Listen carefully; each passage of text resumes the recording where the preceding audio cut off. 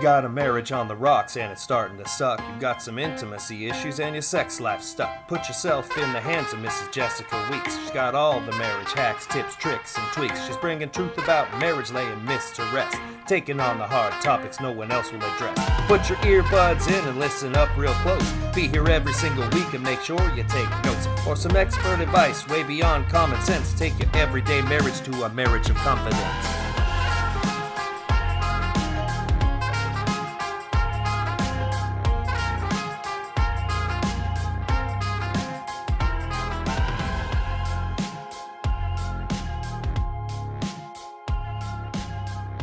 This is the Confident Marriage Podcast. I'm your host, Jessica. And I'm your host, Sean. The no fluff, straightforward, real talk, real world experience, and practical solutions. We talk about what no one else will. And we're funny. Everything for your family and relationships, from the playroom to the bedroom. Thank you so much for joining us today. Don't forget to subscribe to the podcast and give us a review. We love hearing from you guys. I know we say that every week, but we really do. I know. No, it tickles us in a special place when we get a little review. So also please visit our website. That's www.theconfidentmarriage.com. And you can sign up for our newsletter there. You get exclusive content. You get early access to our weekly articles and our latest episode. Definitely check out the website. So we have our marriage resources page, right? Mm-hmm. And it's got books on there that we've read that we highly recommend. Mm-hmm. We've added a couple cool new things onto the resource page. We've added some more books, and I added games that spark, communication between you two, like communication starters, getting to know each other better, and some fun, sexy, but clean, not raunchy games. And you know what else is on our website under the marriage resources page? What else is on there? That amazing app, Intimately Us. Oh, yeah. Really good app. Yes. That is going to, especially with Valentine's Day coming up, that is going to kickstart your intimacy. So check it out. I love how clean it is. It's not raunchy.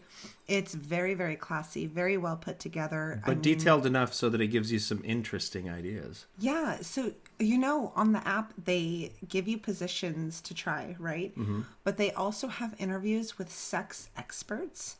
They have the anatomy of the male and the female, which most of us know, but there was actually some stuff on there I didn't know about me and you. And it helped me understand, your body a little bit better and your pleasure spots. And so that was really, really cool. I've been poking around on it. And I think that's something that people think they know the anatomy of the opposite sex, but when you really get into it scientifically, as I like to do with everything, much to the annoyance of my spouse sometimes, there's some stuff that you might find that you didn't know.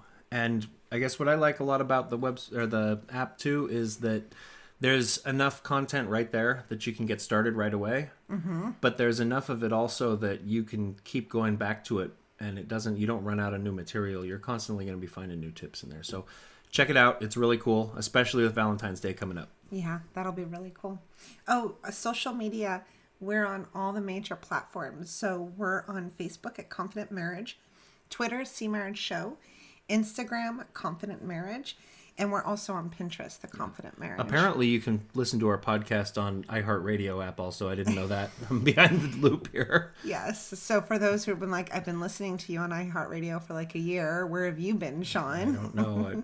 He came home Friday and just out of the blue.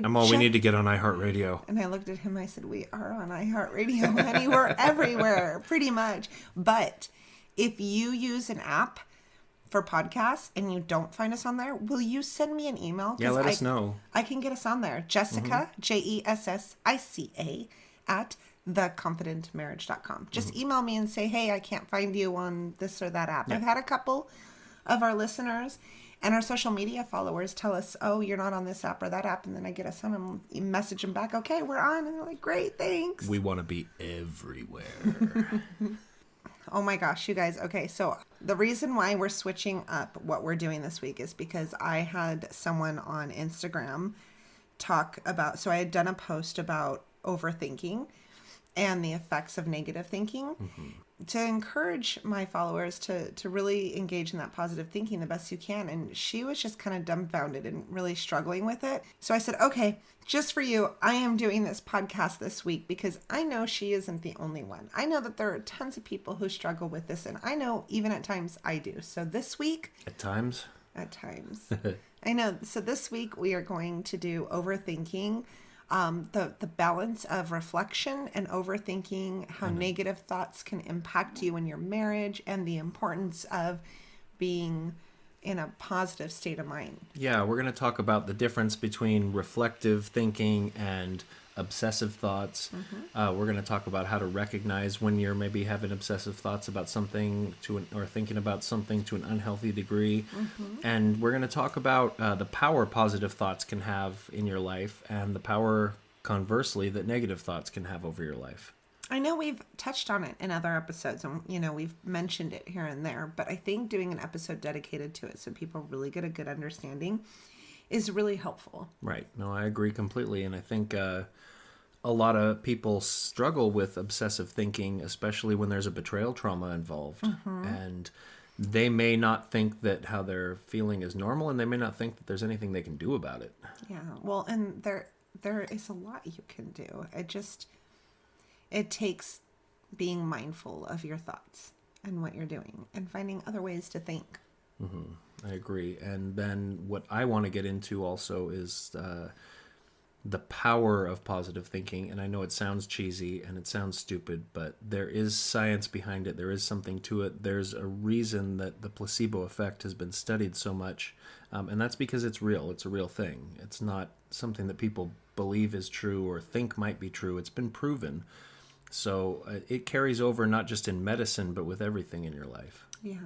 And then the flip side of that is that negative thoughts can have the same effect. And, it's like whatever you put in your body food-wise and drink-wise affects your health, right? Yeah. What you put in your head, positive or negative, affects your mental health and your outlook. And you kind of create your own reality. Does that mean that I'm going to turn into a big coffee cup because I drink coffee all the time? I would drink you up. Girl, I would drink you up. No, but let's start there with negative thoughts, because it's really, really hard when you're mad at your spouse or when you're going through a difficult time in your marriage to keep those positive thoughts going. And you quote unquote reflect on the things that they're doing. And that's normal, but what often happens is when you're not talking about it and you're not communicating about it and you're not understanding one another, you fall into this cycle in your mind of this constant negative thoughts about your spouse and what it is you don't like that they're doing or what you're mad at them about. And it starts to play out in your relationship with them. And to take it a step further, you even end up creating your own world. What you think ends up happening. So you're mad at your spouse for, let's say, not washing the dishes before they put them in the dishwasher. I don't know where you came up with that example. And you're so frustrated and upset about it, and so your spouse goes to put a dish in the dishwasher and all of them are clean but one. Your spouse goes to put that one dirty dish in when all of them are clean, and there it is. See, I told. And so you've already created a situation where you're already upset, you're already angry, those negative thoughts have already been going through your mind, so you kind of exaggerate to it. And what's going to happen then is you're going to have that negative thought in your head, and it's going to kind of sit there, and especially if you're not talking about it, then it's going to turn over, and you're going to start. So maybe you have that thought and you decide, it's not worth bringing up to my spouse. I'm not going to let it affect our relationship. But in reality, it's in your head. And next time you see your spouse, maybe you snap at him a little bit more because it's in the back of your mind. Maybe you stop doing some of the things you're doing because, subconsciously you're trying to even out the playing field and settle the scorecard. But it does start to affect how you treat them. And, I talk about it in my article on our website this week. It's a subconscious process and you can't really stop it. You might think you can, but it's gonna process out in your head that way, whether you're trying to or not. It happens unconsciously. We can't control that. What we can control is how that process plays out. Right. Right. Well, and the other thing is you start looking for evidence to confirm your thoughts and your beliefs. Right. You try to validate it. Right. And so that continues the cycle of, this never ending resentment, this anger inside your mind towards your spouse. So does that mean that then you don't ever have problems with your spouse? You never have disagreements, or you just always accept the way that they do things? No. Oh, of course not. You have to talk about the things that are going wrong, but when you're finding yourself dwelling on those things, it starts to color your reality. One of my favorite sayings, perception is reality. How you perceive things is what becomes your reality. So thoughts have power, just as other things in our universe have power, and there are things that can help and things that can hurt. And, some examples might be modern medicine and, wealth. They can help you, right? Some things that can hurt would be maybe weapons or toxic behaviors, right? A lot of these things have the duality to them that they can help or hurt. A lot of money can help, if it's used for a noble purpose to help the poor or to help your family. But it can also lead to greed and pride and selfishness. And even modern medicine, can help so many people heal them and treat diseases. But some things in modern medicine can lead to substance abuse or unethical things like, experimentation, whatever. So I kind of liken it to the power of the atom, right? So you have all this contained energy that if you use it for one purpose, it can produce all this clean, safe, cheap energy that we can use to better our lives. But use it a little differently and you can destroy an entire city with it. So thoughts are very much the same. They hold power. There's substance to them, even though it doesn't seem like it because they're thoughts. So you have to be careful with how you use your thoughts and what you put in your head. So if you're having negative thoughts about your spouse, and if you find yourself dwelling on the negative, which is easy to do because the negatives tend to stand out. The negatives tend to stand out because they hurt us, or they become a hindrance to our day, our life, our relationship. And so they stand out for us and they stick. They have more of an effect than the positives do. So we start to get these negative things turning in our head. We're thinking negative things about our spouse. We're focusing on what they did wrong. Then that turns into he always, she never, he never. And next thing we know, we're talking to friends and family in a negative way about our spouse. And next thing you know, we're treating our spouse poorly. We're treating them as if they're the enemy, treating them as if they're a terrible person. Whereas if we're thinking positively of our spouse, if we're focusing on their good qualities, if we're being appreciative of them and what they bring to the relationship, that starts to affect how we treat them, which in turn will affect how they treat us. Exactly. Well, and when we were going through our worst time, I remember one of the most valuable things that I learned was that negative energy, negative thoughts, negative behaviors, negative actions, negative words, they all have, if they had substance, they have a heavier substance than positive. So while it takes more positive to reverse or to undo negative, it takes smaller amounts of negative to overthrow the positive. Does that make sense? Yeah, well, I think it's like that in almost everything in the world. When you have someone who's done incredibly bad things in a country or to a people, it takes a lot longer to get back on track. You can usually derail something pretty quickly, and it usually takes quite a bit longer to get it back on track. So I know that this might sound very familiar for a lot of people. A comment or a statement along the lines of, I've done all these things, but I do one bad thing. I do one thing wrong and you're upset with me. Yeah. It's because it's quite literally, if it could be measured, and they've done studies on this, if these things could be measured in substance, negative things have heavier weight, have heavier impacts than the positive. So imagine that in your mind. Just a couple of those negative things are going to overshadow and take over the positive. And that's one of the reasons why we get so stuck in those negative thoughts, and it becomes such a vicious cycle. And it kind of takes over and overrides all the positive about somebody. And we have to be aware of that, because it makes things seem so much worse than they really are. Yeah, and I would also put out there that, of so many successful people in the world, whether it be in entertainment or sports or business or personal health, whatever, they almost every single one of them attribute positive thinking to one of the key strategies in achieving that success. So there must be something to it if all those people can agree on that. And conversely, people that are mired in problems and who are unsuccessful in their life, usually in going through therapy and working out what the problem was, a lot of them find, in addiction as well, that negative thought processes and negative thinking had a big part in their inability to succeed and move ahead. Right, exactly. So that's one of the reasons why I wanted to talk about this, is because it can kind of be almost an addiction. You can get really, really addicted to those negative thoughts and get really stuck in that cycle. And that's one of the reasons why it's so hard to pull out of this cycle, is because it's so heavy once you're in it.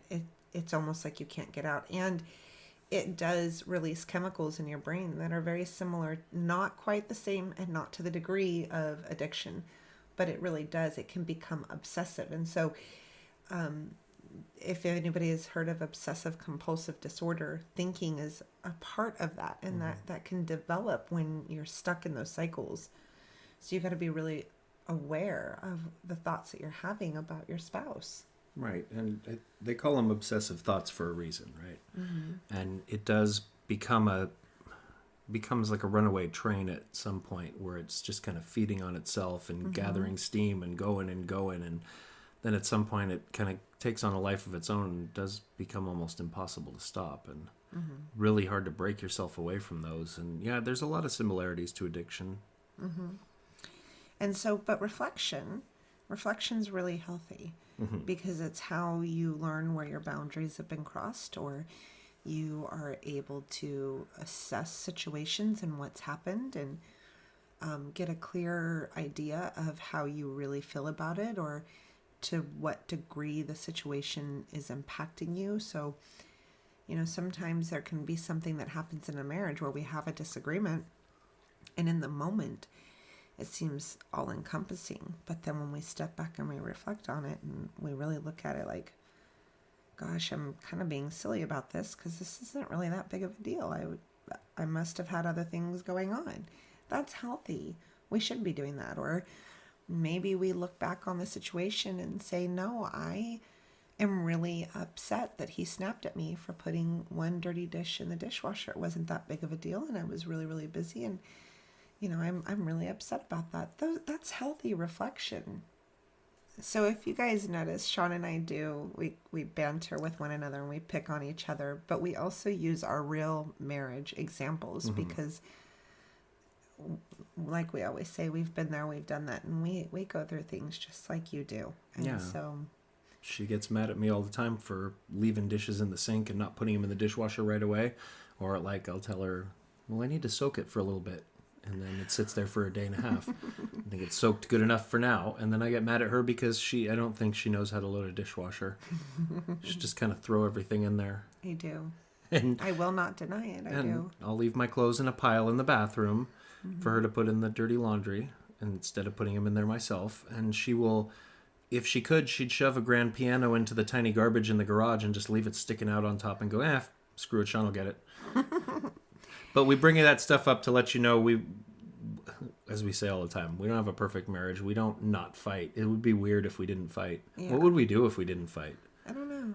It would be like Children of the Corn or the Stepford Wives or something. Those are probably both references that no one will get because they're too old. Well, there are times where I can obsessively think about those things, and I have to bring it back, and I get so mad at you. I'm like, that dish had a piece of toast on it. What does it need to soak for? And I could dwell on that. Like, he just left it there because he didn't want to put it in the dishwasher himself and he's lazy. And I can do that. Well, I think we all can. But then I'll just kind of bring it back and I'll put the stupid dish in the dishwasher, even though it had a couple of pieces of crumbs on it. What's there to soak? And I'll jokingly poke at Sean for it. So you left this for me, didn't you?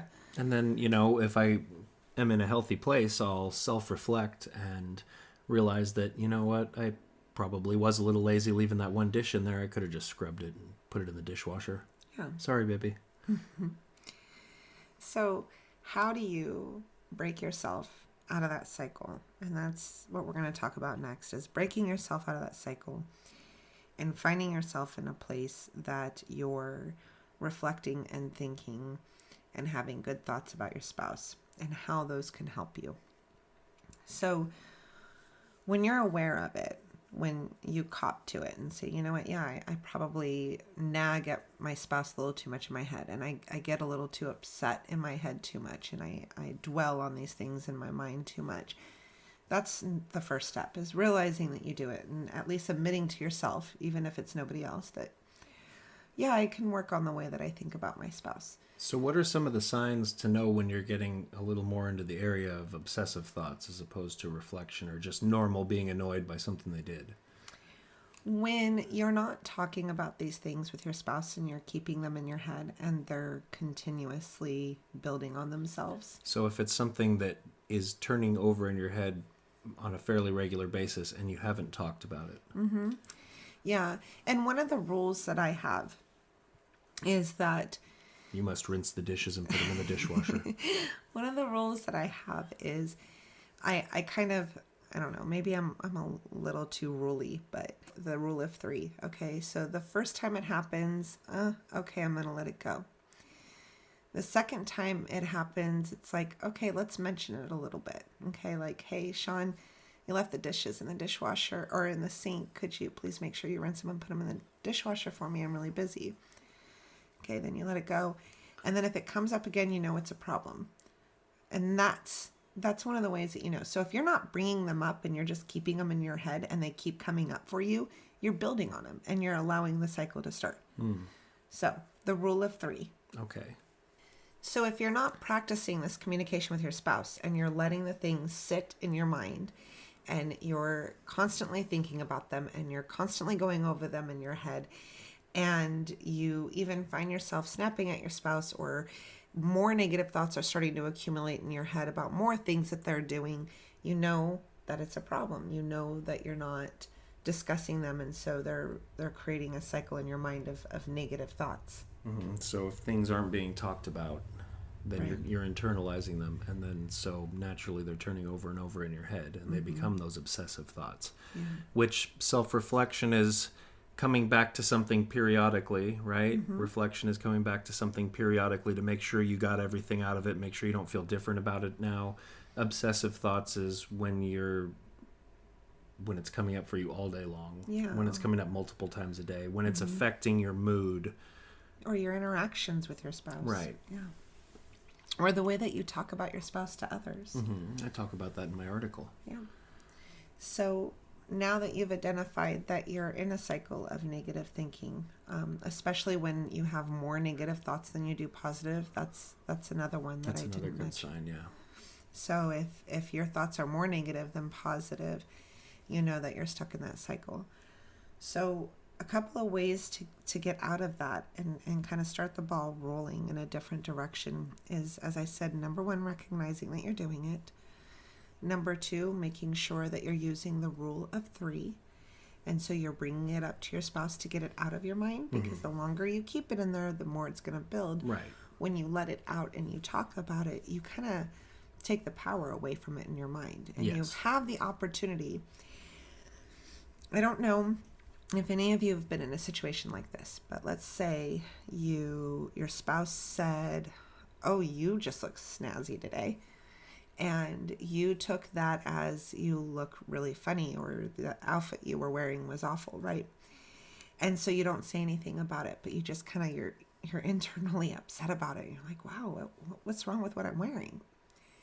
And then a couple days later, you go to put the outfit on and you say, well, I know you don't like it, but I'm going to wear it because I like it. And they're like, what are you talking about? I don't like it. And you're like, well, that comment you made the other day. And they're like, no, it was a goofy way of saying I actually kind of liked it. I was just being silly with you.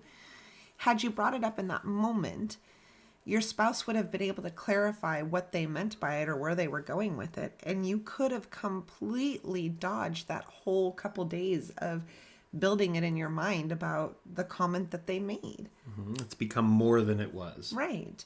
And so when you open up about it and you talk about it, you're able to kind of either understand why you're thinking the way that you do. So if Sean had left the dish in the sink and I had asked him why, and he said, oh, there was a lot of cheese on it, maybe I wouldn't have been so mad at him because there was melted cheese on the plate. But instead I kept my mouth shut and I allowed it to build in my head. So there's another way that you can stop those negative thoughts, is actually communicating them, because they may not be what you think they are in your head. We tell ourselves these stories. Mm-hmm. It's not because we're crazy or weird. We're human beings. We tell ourselves these stories of what happened in our head, and we come to this conclusion that that's what happened, and then we get mad about it, and then later find out that we were completely wrong about the story we told ourselves. Well, again, that's perception is reality. Right. So another way that you can break this negative thinking cycle is pay attention to how much you're comparing. Are you comparing yourself to other people? Are you comparing your spouse to other spouses? This can get really, really tricky because we see these people on a superficial level, and we can see these wonderful things that these spouses do for their husband or their wife. And we can get jealous or wish that we had a marriage like that. But we can't see what's really going on behind closed doors. And so we're comparing our spouse to something that's a really unfair comparison. Because not only do we really not know how they really are, but our spouse has positive and wonderful traits and qualities that that person may not have. Yeah, comparing is a really dangerous thing in a relationship, and it's really unfair. And it usually comes about because one or both of the partners are feeling disconnected, and they're starting to fall victim to that the grass is greener kind of thing. Mm-hmm. And you're right, we don't know what kind of faults those people have and what kind of demons they may be struggling with. We don't know if they're really like that, and it's not fair to our spouse. So instead of focusing on other people and wishing your spouse was more like them, maybe take some time to focus on what good is in your spouse. Mm-hmm. So there's a story that comes to mind when I was working full time. And there was this woman, and she would get 12 beautiful roses for every single occasion. And it would be accompanied with balloons and chocolates, and then he'd show up to take her out to lunch, and it was just this grand parade of every single occasion. And every single woman in that office, including me, was so jealous of her. And we all were like, oh.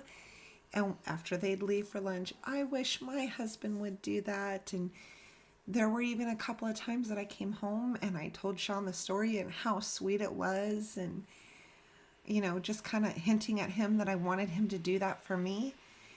It turned out a year later that he was physically abusing her and cheating on her. It was tragic and horrible. Not to say that people who do all these wonderful things are that kind of person, but the point here is you don't know what's really going on. And so it's not a fair comparison. And I think what I'd like to say on it is, don't compare your spouse to other people. It's okay to point out good qualities that other people have that maybe you'd like your spouse to take on or improve in, and looking to role models is healthy. Right. But don't compare your spouse to other people in a negative way. Maybe compare your spouse to the expectations that you and your spouse have for themselves. Right. Compare your spouse to how they have expressed that they want to be, and how you've discussed that you want your relationship to be. That's a fair comparison. Yeah. There was nothing wrong with me coming home and saying, hey, Sean, I'd love it if you would do this for me. I did send her 24 roses one Valentine's Day at work. He did. But I could have taken it to a whole nother level of being in my mind thinking, well, my husband doesn't love me as much as her husband does, and my husband isn't that romantic, and he's never done any. And I could have taken it, and we all know what I'm talking about. Maybe not those exact same situations, but we all know how we take those comparisons and then resent our spouse for not being that kind of person. Right. And so our spouse, they have their positive and they have their negative traits, and they work for us. And that's why you're married. Is essentially when you marry someone that you can put up with their negatives and their flaws, and that you love their positives. That really is part of a marriage. Is that, or that you can trust and believe that they're going to work on those flaws that you maybe can't live with in the moment, right? And so or in the long term, I guess. There's another person I know, and while this person has amazing qualities about them, some of their flaws I couldn't do. And I wouldn't know about those if I didn't know this person so well. But I sometimes I'm like, God, they're really great at being a spouse in this area, and then they some of their flaws come out, and I'm thinking, Hell no. I don't know how I don't know how they do it, because I couldn't do that. I know who you're talking about. But then I'm sure that there's other spouses that Sean feels the same way. Like, that person's got some really great traits and qualities, but, there's traits about her that I couldn't do. But for their spouse, it works. So what I'm saying here is your spouse is going to have negatives and positives, and other people are going to have negatives and positives. But you don't know how well those negative and positives are going to work for you. So don't compare, because you just don't know. Everybody is going to be a mix of positive and negative traits.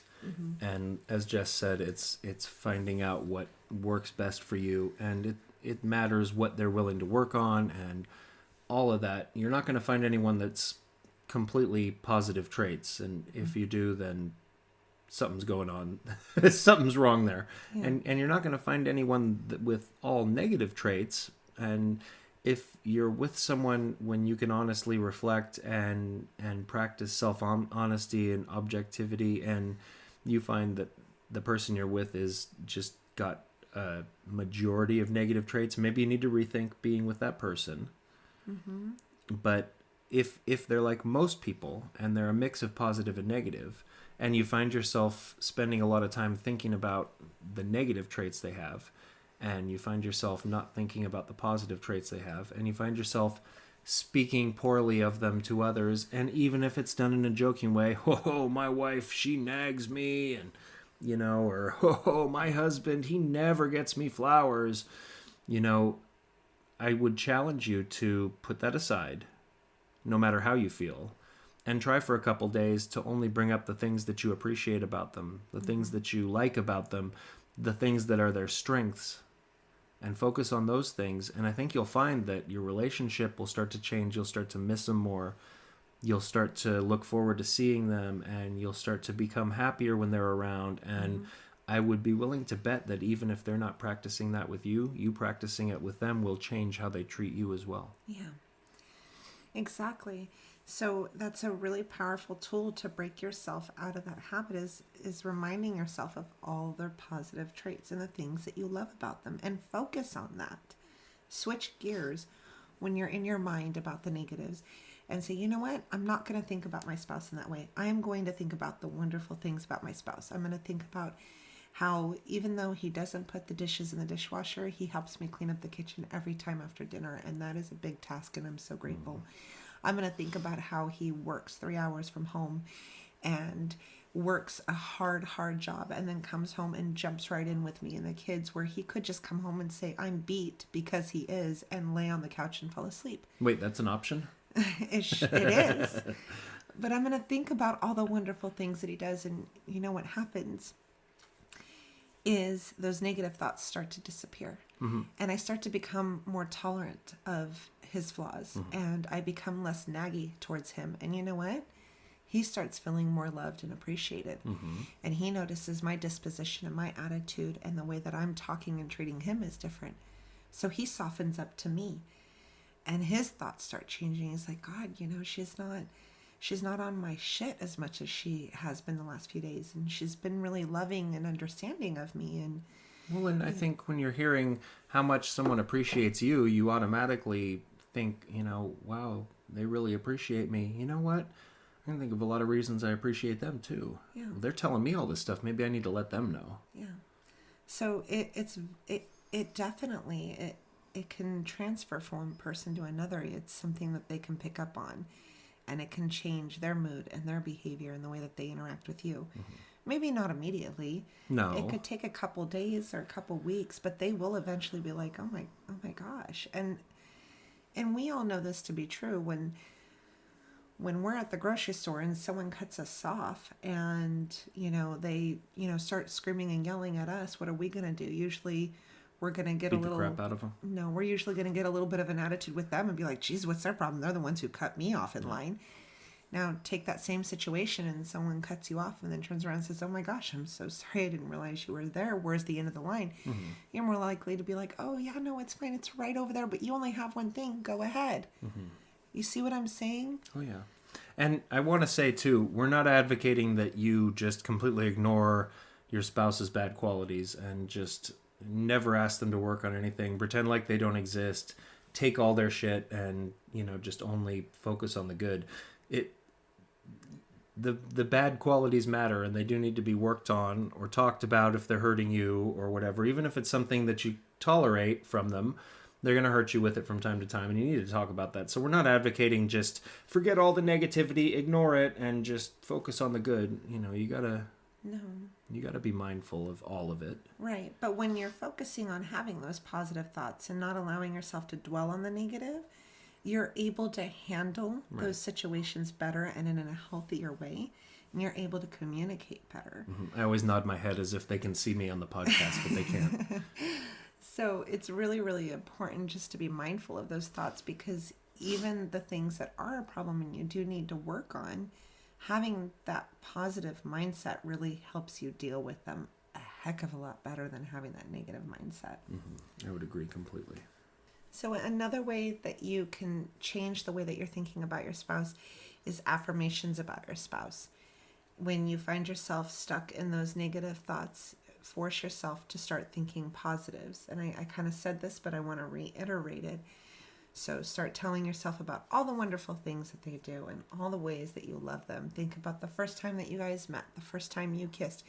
Make sure that you're forcing yourself to get in that direction, and you're correcting that behavior as it comes. Mm-hmm. Because the more you correct that negative thinking behavior, the easier it's going to be in the long run. It's just like breaking a habit. It is just like breaking a habit. Mm-hmm.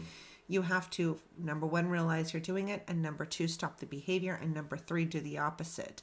So making sure I'm in your head, just telling yourself over and over the positive things about your spouse and getting yourself in the habit of not going that direction every time. Mm-hmm. And so maybe you're not realizing that this is a problem for you, but to put it in a way that maybe is easier to understand, there are some of us who can start to feel negative about our jobs, and we get up in the morning and we're like, I don't want to go in.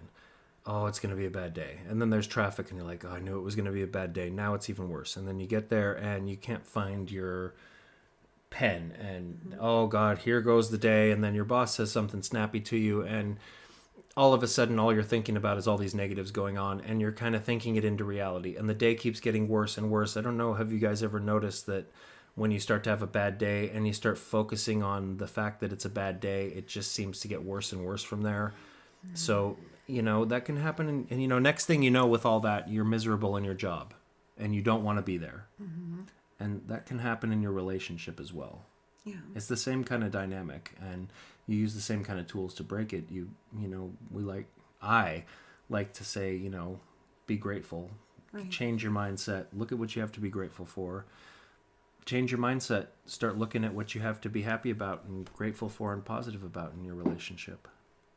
So another way that you can keep yourself from going down the negative thought cycle is stay out of the past. The past is the past, and even if there are things that are still reoccurring, you can't continue to dwell on something that has already happened, especially if you've already talked about it and gone over it and came to a resolution on it. So it's really important to stay out of the past and stay in the present. And if it's a problem right now, then it's a problem right now. But bringing up old stuff, especially in your head, really sets you up for a really negative thought cycle, and you don't want to do that.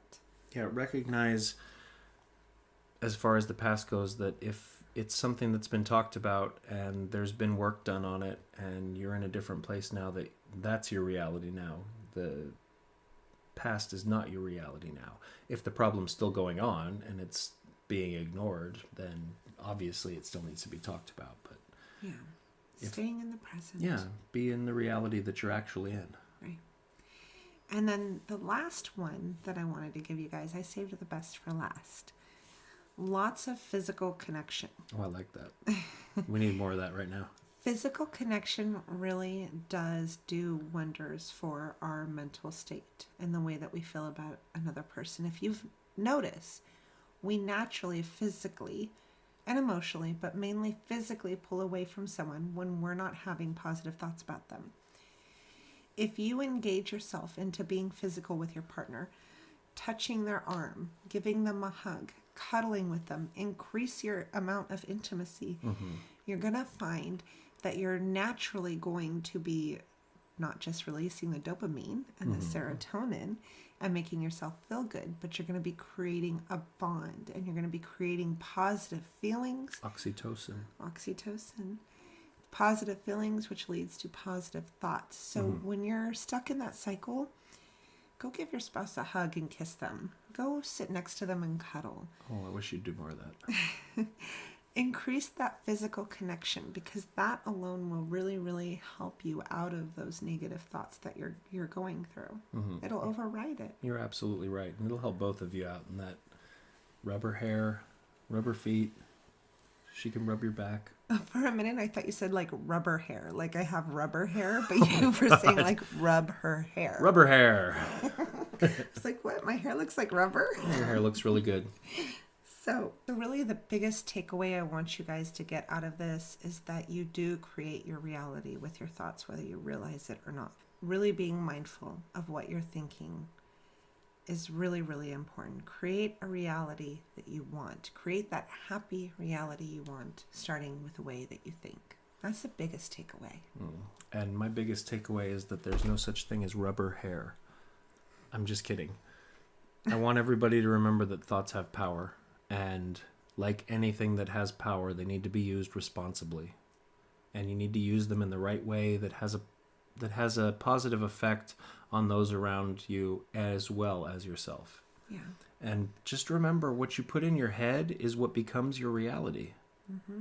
Whether that's the lies we tell ourselves, or social media, or popular culture, or negative thoughts about our spouse, or truth and positive thoughts about our spouse and positive energy around ourselves. Yeah. That becomes our reality. It does. It does. So you have the ability to create your reality. You have the ability to change your marriage just with the way that you're thinking. Of course, there's other work that needs to be done, but that is an amazing starting point. Remember, you're going to spend more time in your head than anywhere else in the world in your life. Gosh. You're going to spend more time there than anywhere else. Make it a nice place. Especially if you're me. Make it a nice, happy place. There's rainbows and unicorns in there. Among other things, probably. And I have this vision of me having purple rubber hair. Rubber hair. Wrap it up, rubber hair. I'm wrapping it up. I hope you guys have a great week. Don't forget to focus on positive thoughts. Positive thoughts. You can find us on Facebook at The Confident Marriage, Twitter, The C Marriage Show, and Instagram, Confident Marriage. Our website is www.theconfidentmarriage.com. Please don't forget to check out those marriage resources. Subscribe to our newsletter so you can get all this stuff early too. Yeah. Because the articles that we write go hand in hand with the podcast. Yeah. And you can do that on our website as well. So. And check out the exciting new stuff we have on our resource page. Yeah. And if you're doing our workshop, we're really proud of you guys. Keep plugging away at it. It only gets better from here. Until next week, this is the Confident Marriage Podcast. Thank you for joining us this week. Be healthy and be safe.